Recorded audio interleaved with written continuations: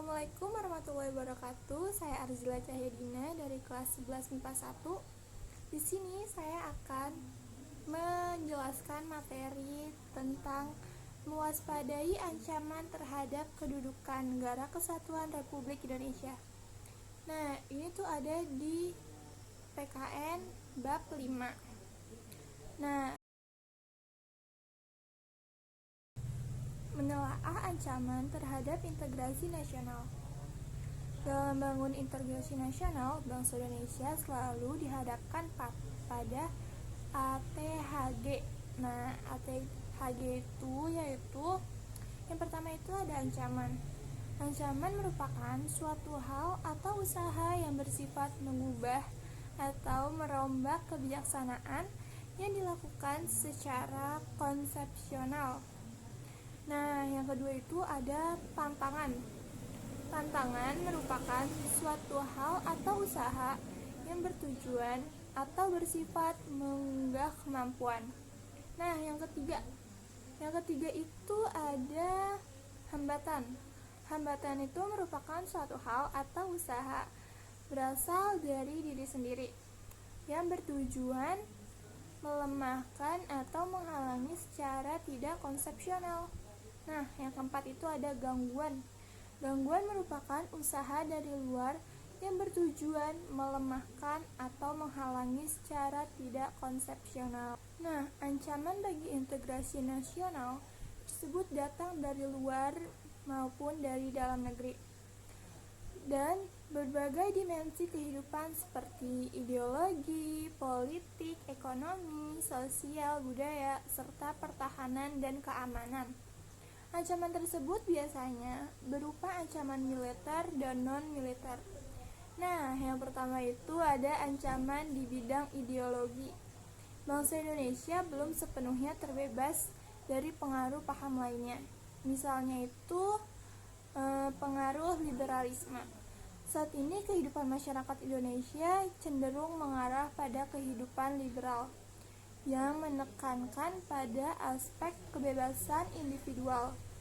Globalisasi ternyata mampu meyakinkan masyarakat Indonesia bahwa liberalisme dapat membawa manusia ke arah kemajuan dan kemakmuran. Akan tetapi pada umumnya pengaruhnya yang diambil justru yang bernilai negatif. Misalnya, gaya hidup yang diliputi dengan kemewahan, pergaulan bebas, dan sebagainya. Nah, yang kedua itu ada ancaman di bidang politik.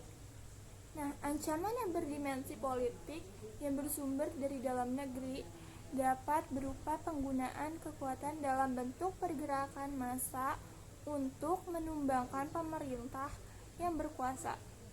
Bentuk lain yang digunakan adalah menggalang kekuatan politik untuk melemahkan kekuasaan pemerintah. Selain itu, ancaman separatisme merupakan bentuk lain dari ancaman politik yang timbul dari dalam negeri. Nah, lanjut untuk yang ketiga. Nah, yang ketiga itu ada ancaman di bidang ekonomi. Nah, globalisasi perekonomian di satu pihak akan membuka peluang pasar produk dalam negeri ke pasar internasional secara kompetitif. Sebaliknya, juga membuka peluang masuknya produk-produk global ke dalam pasar domestik. Hal tersebut tentu saja selain menjadi keuntungan juga menjadi ancaman bagi kedaulatan ekonomi suatu negara. Adapun pengaruh negatif globalisasi ekonomi yang dapat menjadi ancaman kedaulatan Indonesia khususnya dalam bidang ekonomi antaranya sebagai berikut. Nih contohnya, Indonesia akan dibanjiri oleh barang-barang dari luar negeri. Nah, yang kedua itu contohnya, cepat atau lambat perekonomian negara kita akan dikuasai oleh pihak asing. Yang ketiga, contohnya, timbulnya kesenjangan sosial yang tajam sebagai akibat dari adanya persaingan bebas. Lumayan juga ya ancamannya. Yang keempat itu ada lagi namanya ancaman di bidang sosial budaya. Nah, ancaman yang berdimensi sosial budaya dapat dibedakan atas ancaman dari dalam dan ancaman dari luar. Ancaman dari dalam didorong oleh isu-isu kemiskinan, kebodohan, keterbelakangan, dan ketidakadilan. Isu tersebut menjadi titik pangkal timbulnya permasalahan seperti separatisme, terorisme, kekerasan, dan bencana akibat perbuatan manusia. Isu tersebut akan mengancam persatuan dan kesatuan bangsa, nasionalisme, dan patriotisme. Nah, buat yang kelima, yang terakhir itu ada ancaman di bidang pertahanan dan keamanan.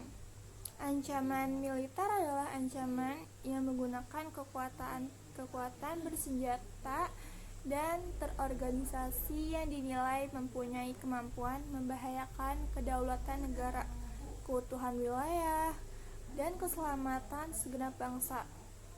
Ancaman militer dapat berupa agresi, pelanggaran wilayah, pemberontakan bersenjata, sabotase, spionase, aksi teror, dan masih banyak lagi.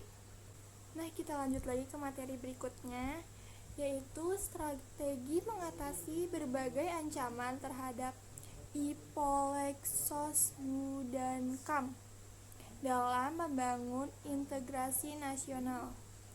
Nah, ada strategi apa aja itu? Yang pertama itu ada strategi mengatasi ancaman di bidang ideologi dan politik. Nah, untuk mencapai hal tersebut, bangsa Indonesia harus segera mewujudkan hal-hal sebagai berikut. Nah, untuk yang pertama yaitu mengembangkan demokrasi politik. Nah, yang kedua itu mengaktifkan masyarakat sipil dalam arena politik. Nah, terus yang ketiga itu menegakkan supremasi hukum. Yang keempat, memperkuat posisi Indonesia dalam kancah politik internasional. Nah, yang kelima itu memperkuat kepercayaan rakyat dengan cara menegakkan pemerintahan yang bersih dan berwibawa. Ada lagi nih yang kedua, namanya tuh strategi mengatasi ancaman di bidang ekonomi. Nah, untuk mewujudkan hal tersebut, kiranya perlu segera diwujudkan hal-hal sebagai berikut. Yang pertama itu sistem ekonomi dikembangkan untuk memperkuat produksi domestik bagi pasar dalam negeri sehingga dapat memperkuat perekonomian rakyat. Nah, ada lagi nih caranya. Yang kedua itu pertanian. Pertanian itu dijadikan prioritas utama karena mayoritas penduduk Indonesia bermata pencaharian sebagai petani. Industri-industri haruslah menggunakan bahan baku dalam negeri sehingga tidak bergantung impor dari luar negeri. Nah, kita lanjut lagi yang ketiga, yaitu strategi mengatasi ancaman di bidang sosial budaya. Nah, dalam menghadapi pengaruh dari luar yang dapat membahayakan kelangsungan hidup sosial budaya, bangsa Indonesia berusaha memelihara keseimbangan dan keselarasan fundamental. Nah, yaitu keseimbangan antara manusia dengan alam semesta, manusia dengan masyarakat, manusia dengan Tuhan, keseimbangan kemajuan lahir dan kesejahteraan batin. Kesadaran akan perlunya keseimbangan dan keserasian melahirkan toleransi yang tinggi sehingga dapat menjadi bangsa yang bineka dan tekad untuk selalu hidup bersatu. Nah, kita udah masukin strategi yang terakhir, yaitu yang keempat, strategi mengatasi ancaman di bidang pertahanan dan juga keamanan. Nah, sistem pertahanan dan keamanan negara yang bersifat semesta itu bercirikan berikut. Yang pertama itu kerakyatan, yaitu orientasi pertahanan dan keamanan negara diabdikan oleh untuk kepentingan seluruh rakyat. Nah, yang kedua itu ada kesemestaan, yaitu seluruh sumber daya nasional didayagunakan bagi upaya pertahanan.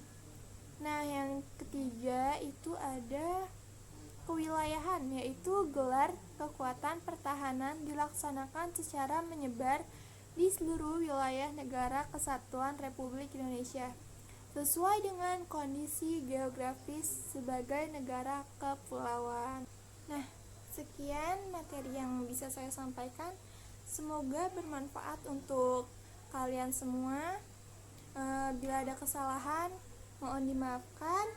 Wassalamualaikum warahmatullahi wabarakatuh. Bye. Sampai ketemu di video selanjutnya ya.